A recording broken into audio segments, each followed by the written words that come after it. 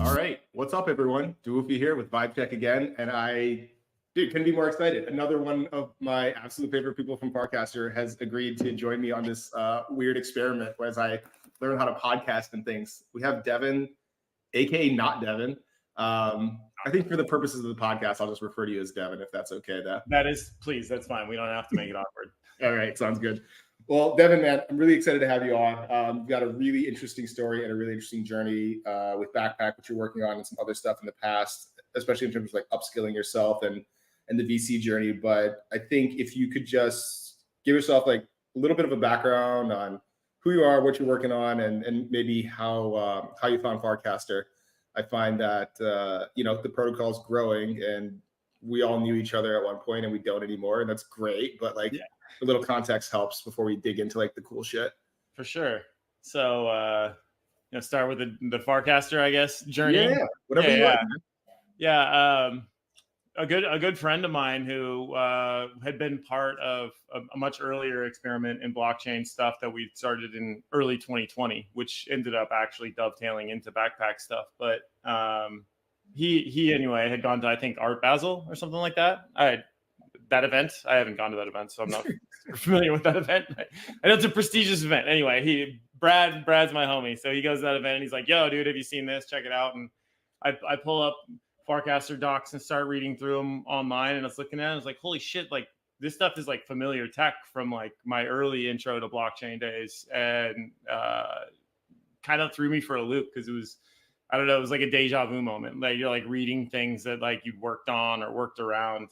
And that got me psyched because I was like, all right, I'm not used to seeing that. And then go check it out. Shit, this stuff works. And it was like, there was people in there and like, and they're always cheesy, but it's like, it's not cheesy. Like it was like working, And I don't know. I remember anyway, the Farcaster was just, there was something special about it day one. Like, I don't even know if I know how to like recount what was working and felt special about it, but it definitely was different. It was probably you guys, it was like, it was you, it was, it was Kojo, it was Jack. It was like, that crew, were fun to interact with. So, yeah, I feel you on that. I think it's the people for sure. It's funny that you went to the docs first. I think you're actually the first person. I didn't know that you went to the docs first. You might be the first person that I've ever talked to that was like, new exciting thing. Let me look at the docs, right? Like, I mean, developers do it for like DeFi protocols and stuff like that. I get it, read the white paper. But like for a social protocol, I feel like most of us were like aped in. We're like, oh, cool, someone to talk to. We're like, oh, better than Twitter. Like fucking low bar to clear, right? Low bar clear. Yeah. So you opted into Farcaster, and are you working on Backpack at that time already, or? Yeah. So Backpack stuff started, I guess, like maybe some of my background then. Like my background in blockchain started 2011, and that was by way of doing weather prediction and like probabilistic forecasting in 2010, and we were doing these models around extreme forecast or extreme heat and extreme cold events, and we were trying to predict them out or model things out. Keep saying prediction, but it's all probabilistic, so it's not a total prediction, right? You're just like trying to like model that distribution, and no one else was doing this in 2010. There was one other company that had done it and sold to Google, which was the weather company, and we had these large scale compute operations, and they were expensive. And so like operationally, which is where my head is at a lot of the time, it's just like, how do I accomplish this thing, faster, better, more effectively, whatever. So operational efficiency is kind of like the thing that's rattling. And I was trying to figure out how to like manage our compute costs, and started getting into like these concepts of distributed computing. And there was two really like clear examples that existed out there in the market. One of them was super new. It was Bitcoin, and it was what they were doing with compute. And then the other one was SETI at Home, which was the search for extraterrestrial information, which had a movie about it with Jodie Foster called Contact. And their whole thing with computing was taking the background radiation data that comes in through these, array of radio telescopes, and then process it for signal. And it's a highly parallelizable sort of data set. And then so you could parcel this out and distribute it amongst a bunch of different computers with screensavers. And so I took the seed of like those two ideas and started a company in 2012 called Unoceros, which was trying to do distributed computing off of people's mobile phones. And the mobile phone was like this extra kick. But anyway, that had been like, weather had given way to, we've got this problem solving to go after. And then that got me interested in this whole world of compute and protocols and how does data move and that kind of infrastructure. And then I followed that for from 2012 to 2018 effectively. And I didn't realize you're such an OG, honestly. This is a part of the fun of this podcast. Is like, I didn't actually realize how long people have been around. Like, like I'll go look at someone's LinkedIn, like go look at like Jack or Kojo's LinkedIn. I'm like, oh, you have like real people before you showed up at Farcaster. You're like regular ass successful people. That's dope. Okay. So then backpack was the next thing after that. Like, okay. And this is just to be clear, like this is one of the big reasons I wanted to have you on the pod, because I think one of the interesting things about Farcaster is it is sort of rewarding iconoclasts. It's rewarding like orthogonal like thought processes. It's rewarding a lot of like, let's be different. And I think part of that's just like top down, Dan, like we have to be different if we're going to win. Like you can't compete against Twitter being Twitter, like the exact same thing. I think he understands that really deeply. And like there's incentives around that, like deep into like the way that Warpcast and Farcasters run. But part of it, I think, is like people are fucking like tired, right? Like people are really tired of like Bang or whatever the acronym is now. And I think your story's got a really interesting bent to it in terms of, not that I suspect people will follow your exact path. I think the idea here is that people are sort of trailblazing new ways, and like you like, dude, all in podcasts, like, dude, there's going to be all these businesses that are like $10 million businesses that are like 3 people. And then like, okay, great. Like, where are they? And I feel like you're one of the few people actually like putting your money where your mouth is and like trying to get it done. So I want to hear that story. Well, I want to tell that story. I want you to tell that story. It's funny. It's funny to like, it was funny to hear those things come out of the All In podcast mouth, just any of that crew, they take their background to begin with. But in my case, like that was where I was at in 2020, was looking around and going, writing's on the wall. We can do this. We can do tiny teams that can produce huge amounts of revenues and returns.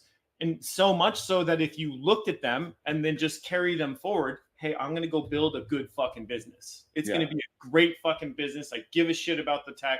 I'm going to support the product. I'm going to deliver it to people. Like I care about my customer set, and I don't need to get the next billion customers. I don't have to fucking think about 100 million users to think about making something, one, hyper successful, and two, return a lot of fucking money, right? Like I have like this, the way I think about it is lizard people. Call it the lizard people pattern, right?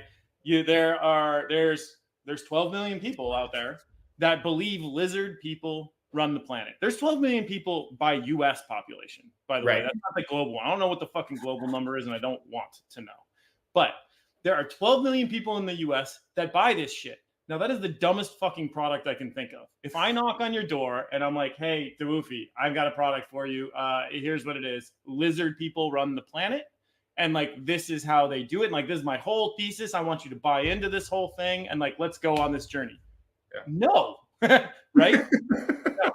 So what's the whole point of this is that lizard people still has 12 million users.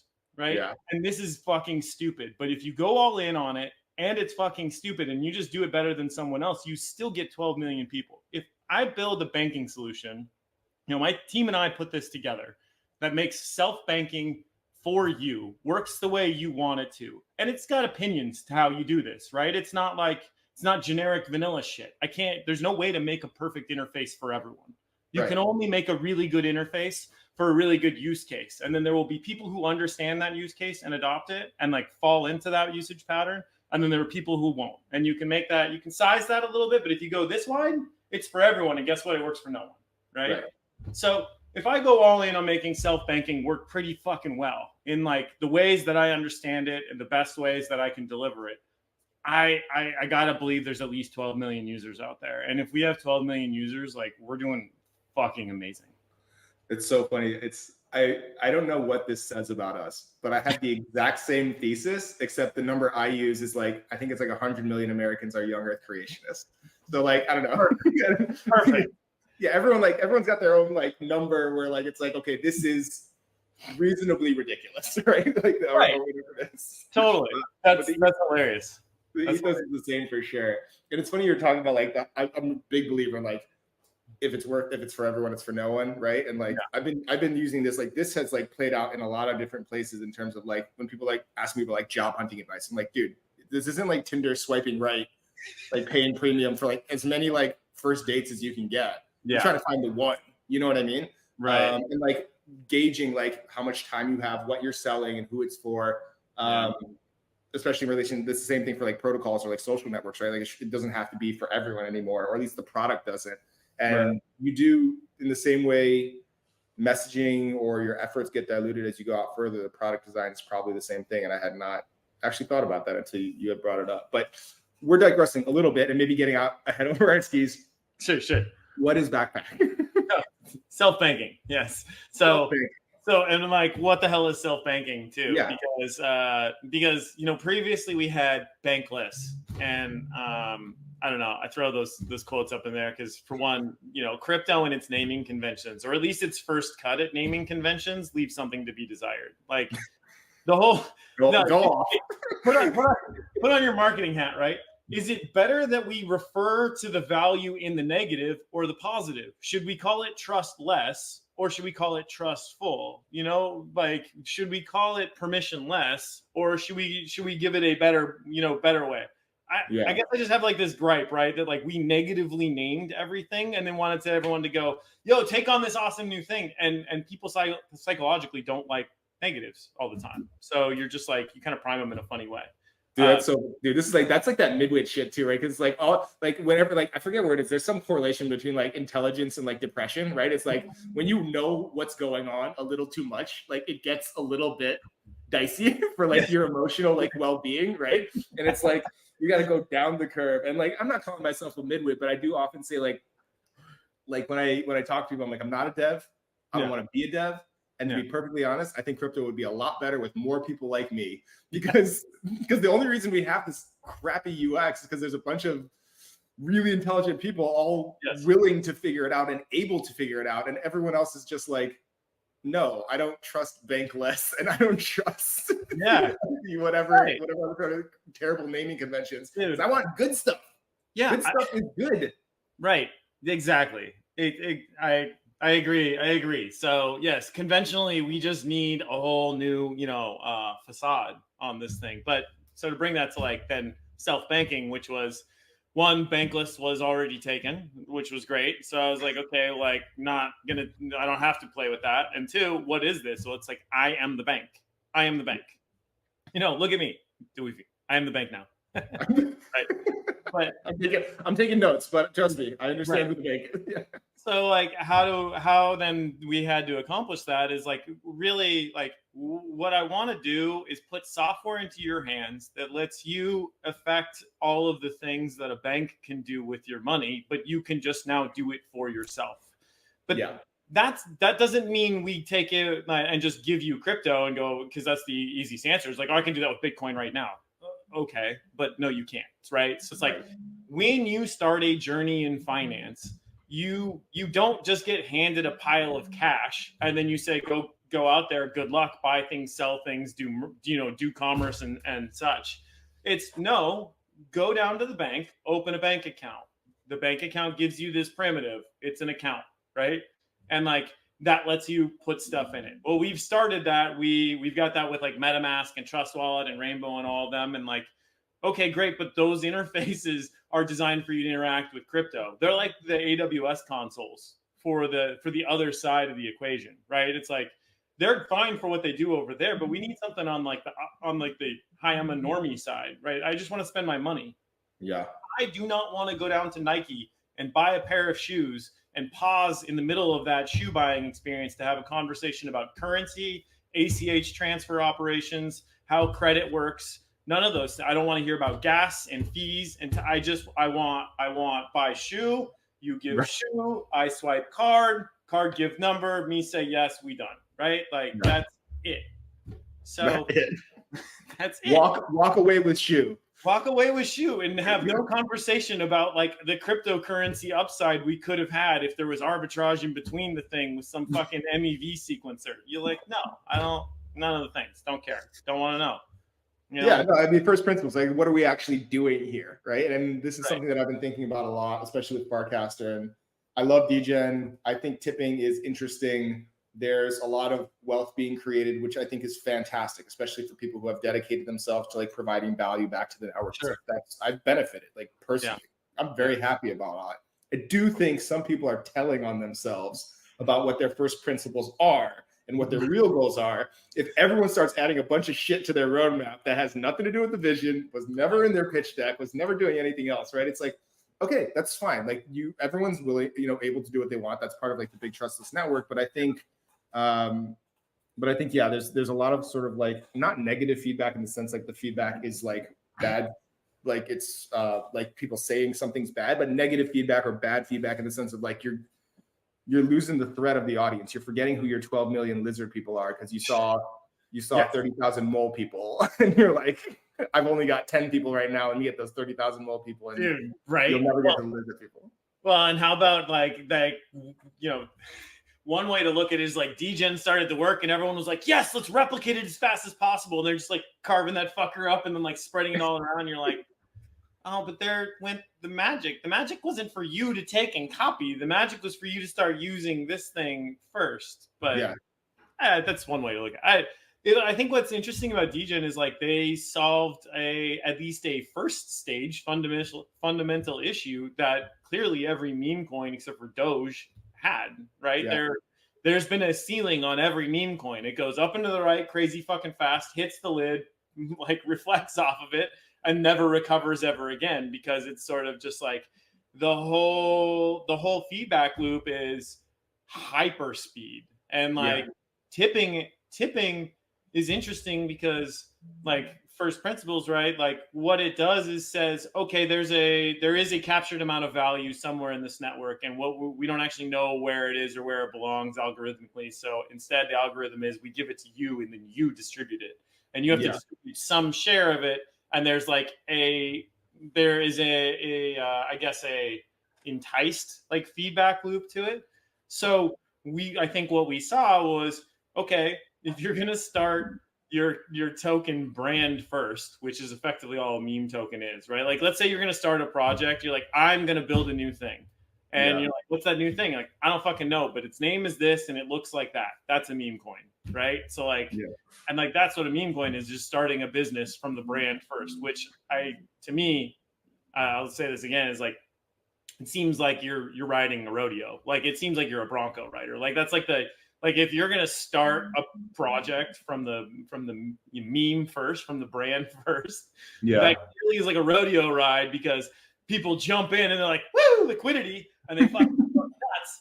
And they're like, then they're like, whose bag can I take? And so it's like a game really quick right there. Like, whose shit can we swipe? And then you peace out, right? Like that's just epic. Like it's a surefire way to like have frustration. So super kudos to the DGen team for like figuring out and hanging in there through the first push, coming up with a mechanic, and then moving forward. Now we're at a whole nother episode of stage of like, okay, so you've created a meme coin that works. Now there's this like, there's clear that you got to put a mechanic of value sync and distribution onto the individual users as part of kind of like a function that gets your meme coin further.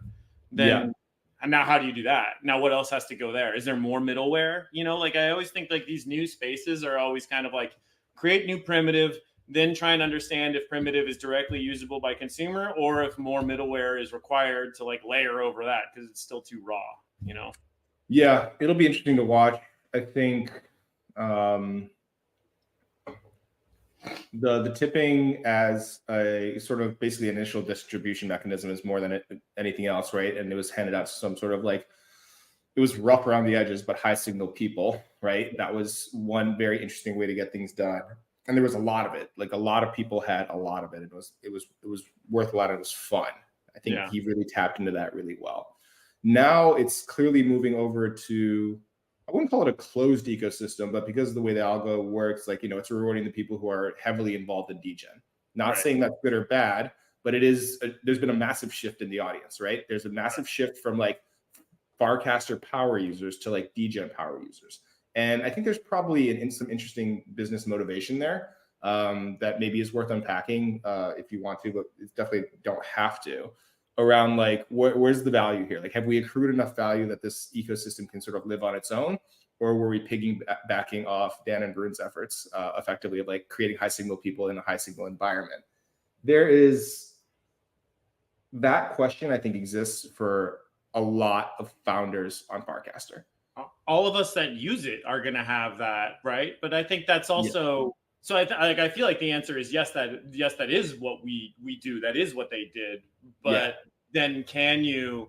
I mean, look at what Dan and V had to do. It's they were capitalizing on some Twitter turmoil, and that they were able to get some pull there. But then look at the the peaks and valleys that they had to roll through too, right? Because there's a few times where it was like, oh yeah, it's taken off, and then like actually a few weeks later, it's like, oh, it's pretty fucking quiet in here. Like, I'm curious how long that can last for, like, but then obviously just, the heads down team that they are, grind, push more shit out. So I don't know. I mean, I hear the things with, looks like DGen is shipping code fairly quickly too. So at least is what Jacek is sharp for sure. I've had a chance to talk to him back when I was at Airstack, and he's a sharp individual for sure. I think he's aligning a lot of the right people and understands how to get people to do interesting things with a meme coin. I think, probably the long-term bull case for DGen is absolutely that it becomes sort of a partner to base, in the sense of like where the casino happens. It's where, a lot of NFT stuff happens. That's like very like fast paced, right? And it sort of becomes the adrenaline version of base, where it's got that branding that works well. The bear case is, of course, the audience has shifted too far away from high signal people. Really strong builders are not interested in building on an L3 because the audience, like, TVL, great transaction, sure. If you're building self-banking, do you need a DGen integration today? Probably not. Right. In the future, maybe it's possible. Like, who the fuck knows, right?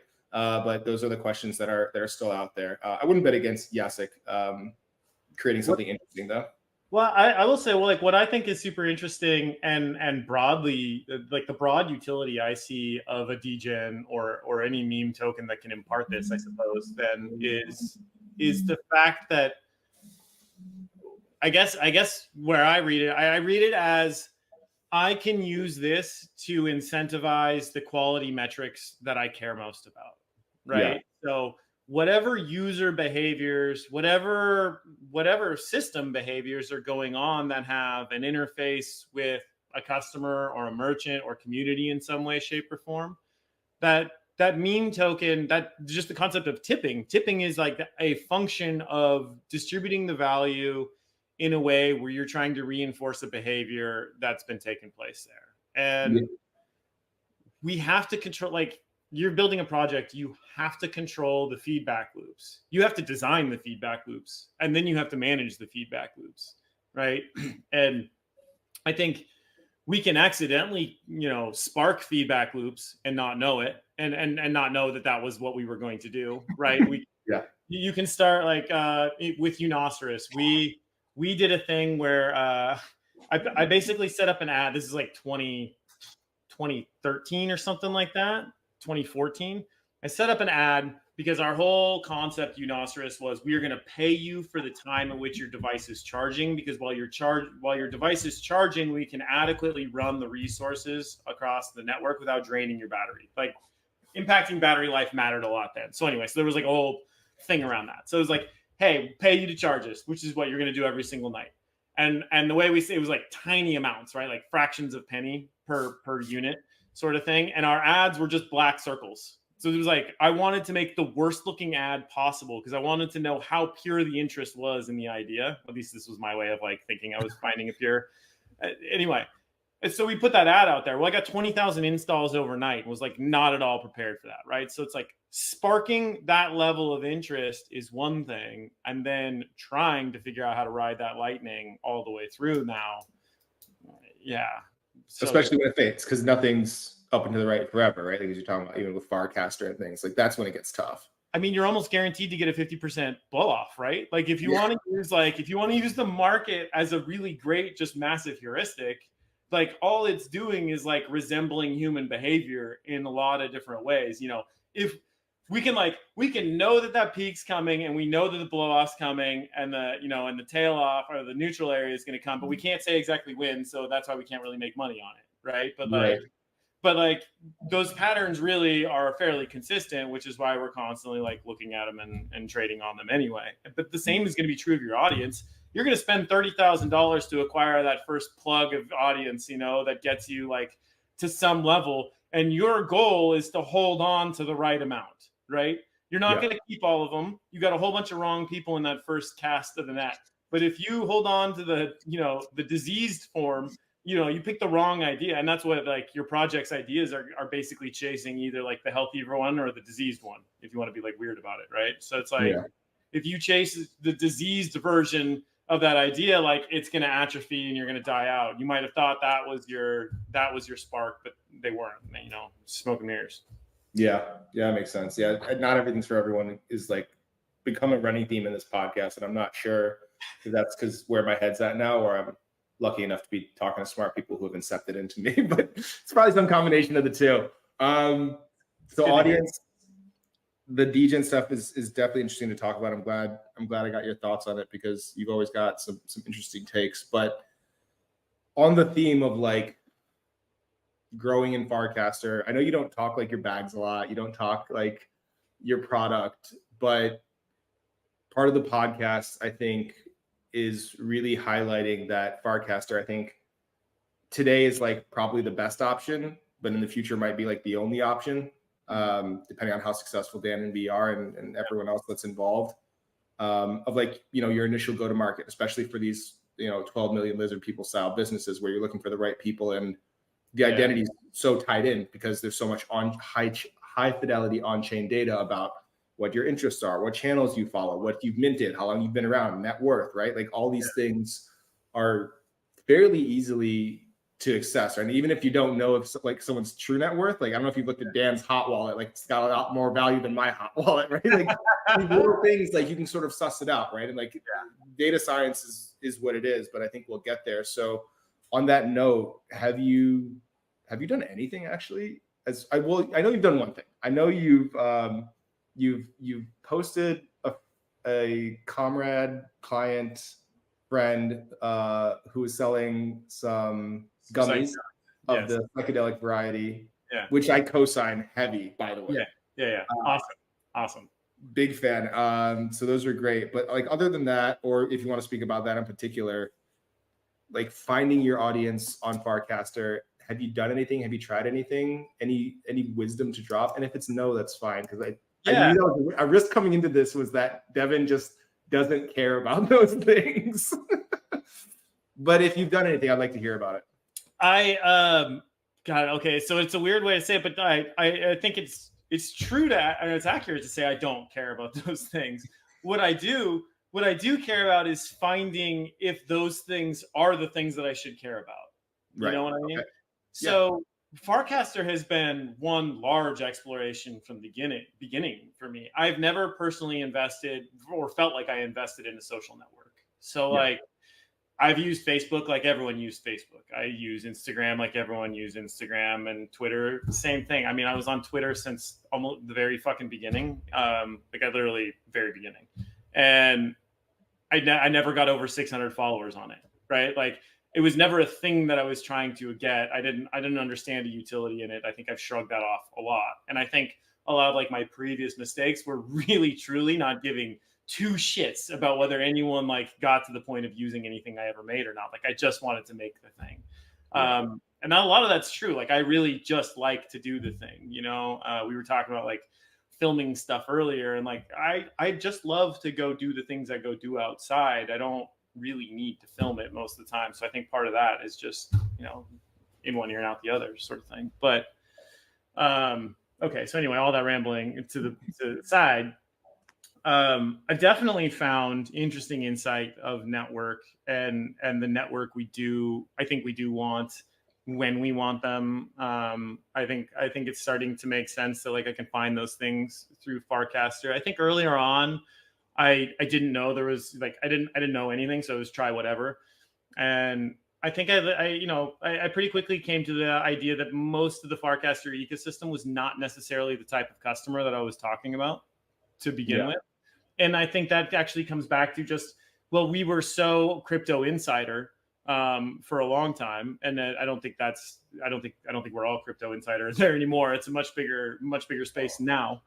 But it was so crypto insider that it was like completely myopic to the fact that there was UX problems were still insane, like, and we still have that now. But where I'm going with it is like, I think there was just like even like weird pushback that like we don't even need to think about those things in that direction yet. So for me, I just kind of like wrote off the network as being like the place that I would necessarily source customers on for a period of time.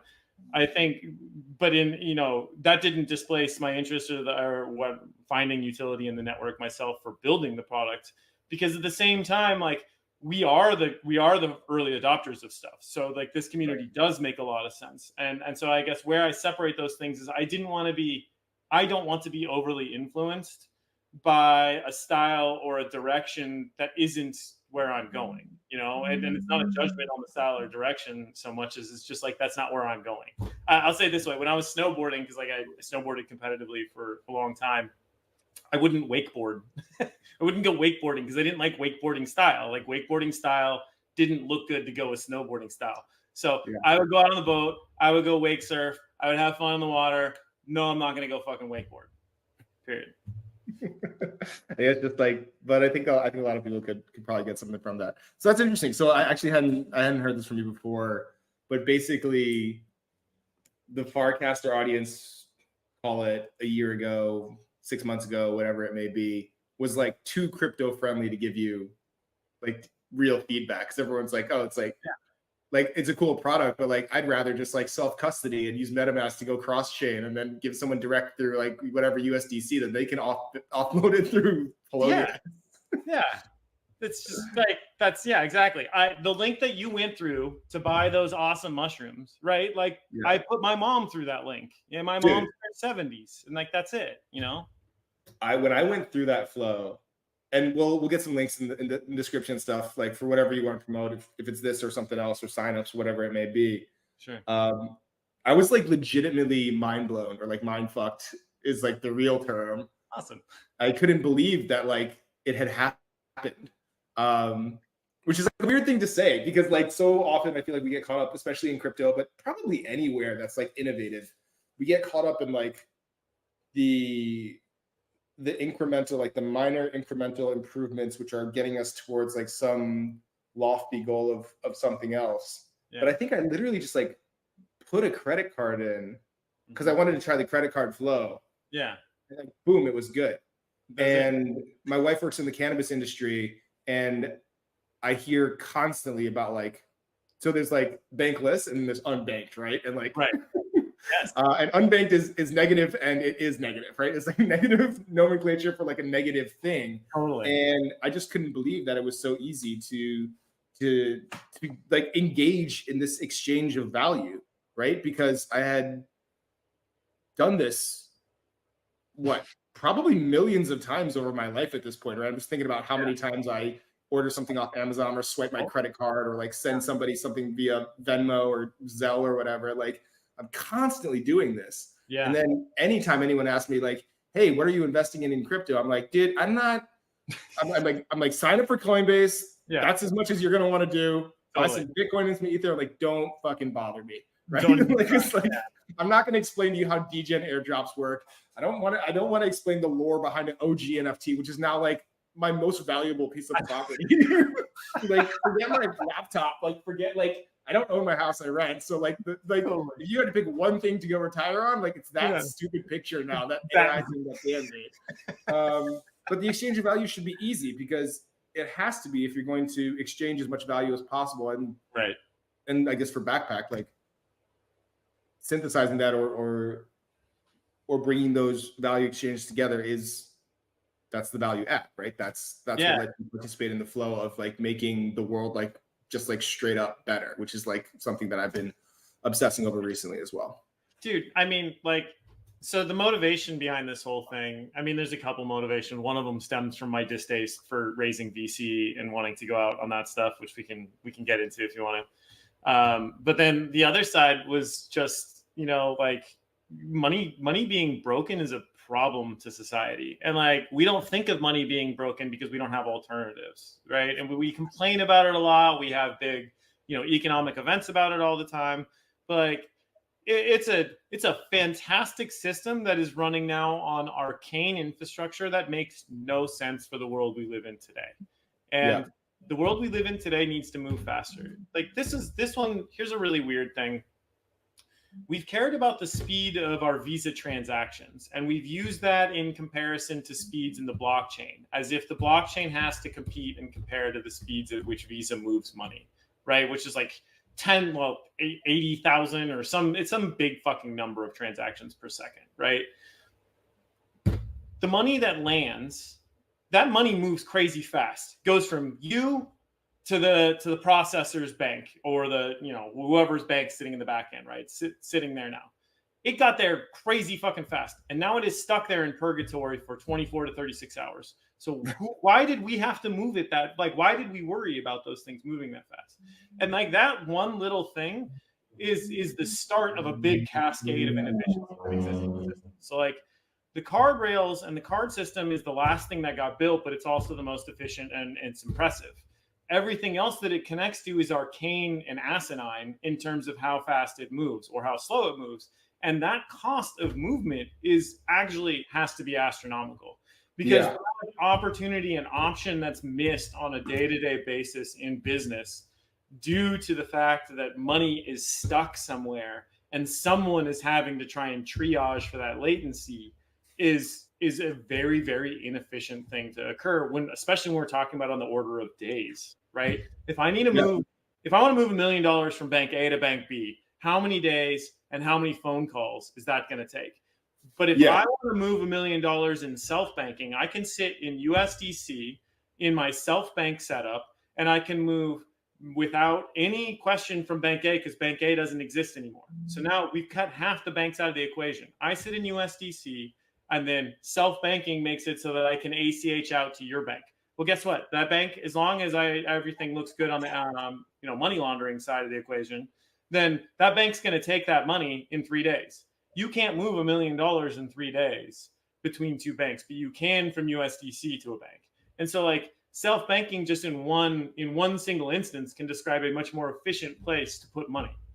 Yeah, that makes a lot of sense. It's, and actually, like, you know, as we talk about UX and stuff, things that matter, like the fact that the whole point of, like, people talk about Visa, about how great it is, we have to match up to it in crypto or whatever it may be, shows like the whole point is so you can walk out with your Nikes and you don't have to wait 3 days for your Nikes, right? That's the whole point. Like, no one actually cares about the rest of it, or at least not as much. And it reminds me of, they really don't. No, that's actually one of the most important things about money, right? Is like, what is the value of money? It's the experience that you get on the other side. That's just a fucking conduit. Like that's it. You just care about the other side every time. Yeah. And I remember crypto pilling my father-in-law in 2017. He was like, you know, he's big in Korea. He's from Korea. He's starting to like catch wind of it. ETH is ripping. I'm feeling really good. And, you know, you can tell people stories, and like some people care about tech. Some people care about, you know, decentralization. Some people care about bringing down, I don't know, the lizard people, right? Like everyone cares about something different. Totally. But for him, his father, my grandfather-in-law, was going into the hospital, and they needed to pay some bills, and his brother-in-law is still back there, and he's trying to transfer like a pretty sizable chunk of money from the US to Korea to get some bills paid, to make sure that his father got the care that he needed. And he was like at a complete loss of how to get it done as quickly as possible. And he came to me and said, David, like, I think like I need to get some money over there. Can I send Ethereum? I'm like, yeah. And he's like, what do I do? I was like, just send it. Like, I don't know. I was like, just ship it, right? And he's like, what? I was like, the same way you got a wallet, tell your brother to get a wallet.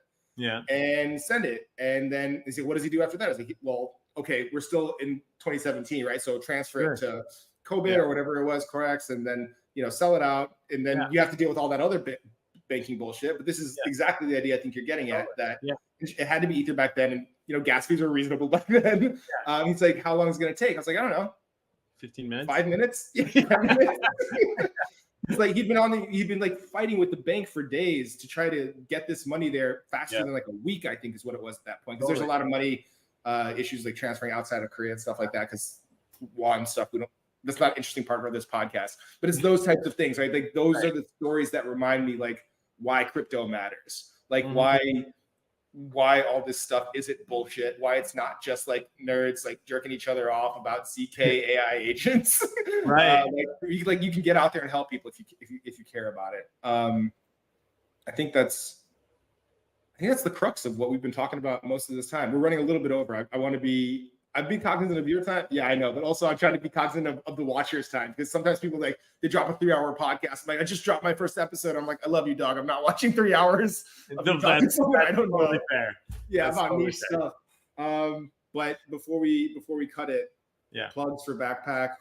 And then not because I'm trying to do this slightly differently. Like not like 20% discount, like whatever. Like, if people have been interested in the self-banking thing, if they think it might be valuable to them, what do they do? Or alternatively, / additionally, who are you looking to connect with that you think Backpack would like really help a lot?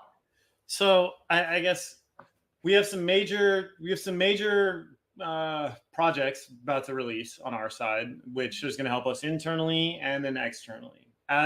To date, we've been operating like super low key with a couple customers that we know really well that will work well with us in really understanding the payments process, because it's so funny to talk about payment. This is the most confusing thing about what it is that we do, right? Is because I will talk about self-banking and then I talk about payments. And it's like, well, these are two different things, but they're not actually, because the way I see self-banking's role in rolling up the things that a bank is able to facilitate for us to do with our money. And payments is one of those important things. So that was one of the first places we went, because that was also one of the first places we could find to make money and revenue.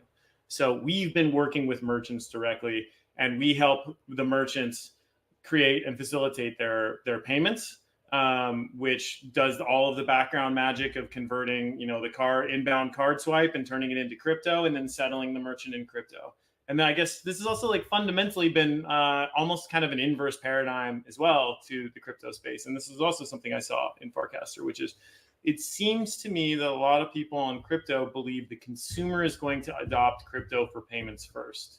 And I think that's actually the wrong approach. What I think you want to do is approach the merchant to bank in crypto first, because we can give them a way that doesn't disrupt the consumer to make the payment. And then we can turn the consumer's payment into the crypto. And then we can build services for how to manage your crypto like real money in a really comfortable way for the merchants. Maybe everyone wants to get all the consumers first because it's a bigger number. I don't really know, but the consumers have to have a way to use these things, right? So it's like our approach and our roadmap is to work our way to the consumer, where I actually feel like we can do a good job, helping you. Like there's weird oddities, right? Like all of our crypto stuff relates to taxes in certain ways, but then there's also the fact that I as an individual versus I as a company have a completely different interface to the tax, and especially when that tax relates to crypto as well. And so like, if you look at the US tax code, the best position for you to be in when you're dealing with money is as a business, not as an individual. So how do we handle that? Like, because this wasn't a belief I had before getting into this, but now I've looked at it, the deeper I've gotten, I was like, why would I exist as an individual in a country that actually prioritizes my existence as a business? Right. So put all of my money and have all of my things run through that. That's a hard message to onboard a consumer with right off the bat as well. Like, yeah. Have you ever thought about being a corporation? Yeah. But what's funny is we've actually been talking about these things for decades, right? Because we have jokes about it. It's like, oh, the corporation's a person now. It has personhood. And it's like, but but actually, yeah, it does. So you just turn your person into a corporation, like go the other direction with it, and then adopt all of the efficiencies that come with that with that change. Yeah. And Yeah. that's a tricky message to get out there with backpacks. So the place we want to go right now is we're working with merchants, people that want to settle and bank themselves through merchant-like profile. Those are people that we can start onboarding. And roadmap wise, like we've probably got 4 more works of like trials and tribulations. We're doing a bunch of compliance shit in the background right now with a number of different banks like that. Our main business is just stuck interfacing with the old world of fiat and trying to maintain the APIs to be able to produce the product in such a way that everything works. And actually, so here's a good plug. Rain cards. I fucking love those guys. Like, Okay, Charles, yeah, like they've been rad. They've been awesome partners. They helped the card issuance, occur for us. Like that's how we have a big chunk of the product is able to like work well in that capacity. I was just talking to Lynx about them actually as well, and that's how Lynx told me talking to you. So all the card guys are working up together. Like Lynx has been building with us too, is on his side as well, and like that's been awesome. And the team that we're starting to get put together, I think, is starting to look good. And actually, okay, so here's like another positive of Parcaster. Everyone on the team came from Parcaster at this point. Really? James and myself, but we've got Thomas came in, who's at SO. Like that motherfucker is badass because he showed up at a time when the whole house was on fire, right? Like every startup, like. It's probably hard to go back and find like when the startup, like our project has been on fire from my posts, because it's the same is true with every single founder. You sort of have to keep like the times when everything's on fire pretty low key, because like, there's another bullshit thing from VCs. Like never trust a VC when they say, tell me about the bad stuff. No, never tell the VC any of the bad things ever. Tell them it's fucking going great. Tell them you're crushing it. Like tell them all that same bullshit. Like that's the only thing they want to hear. They don't know how to help you on the other side. I know, someone will like argue with that, but like prove me wrong. Well, I mean, that's the unpopular opinion bombshell, I think, to end on. Don't tell your VCs anything. You heard it here from Devin first, the man who refuses to raise capital from VCs. This has been a pleasure, man. I've got some cast ideas that I want to get out. I think my favorite one that I've written down that I just want to share with everyone would be if Nike was branded by crypto people, the tagline would probably be "Just don't not do it." I think that encapsulates a lot of what's wrong and what you and I are upset about. And sometimes it's fun to be upset with your friends about things. I like that. But this has been great, man. Thank you so much for coming on. Businesses who want to bank in crypto or are unbanked, definitely reach out to you. Yeah. Maybe individual consultants, I'm guessing, like people who do work in the blockchain that might want to do some crypto banking for whatever reason, especially if they're global citizens, stuff like that. I remain open to hit a DC with or shout out to and grab a call with, so long as it remains high quality. So if that everyone keeps that quality up, then like fuck yeah, like DC's open. Shoot me a thing if you've got something in the banking side, want to talk about that stuff. Like we can go at it. I found nothing but value in doing that, and even if that means you need my help, so don't be abusive, but totally down to help. I love that, man. And if you DC Devin and he doesn't respond, it's because someone else before you fucked it up. So thanks again for coming on, man. Dude, thank you. It's been a pleasure and an honor to be here. This is a blast. I'm going to stop the recording. Don't go anywhere just yet.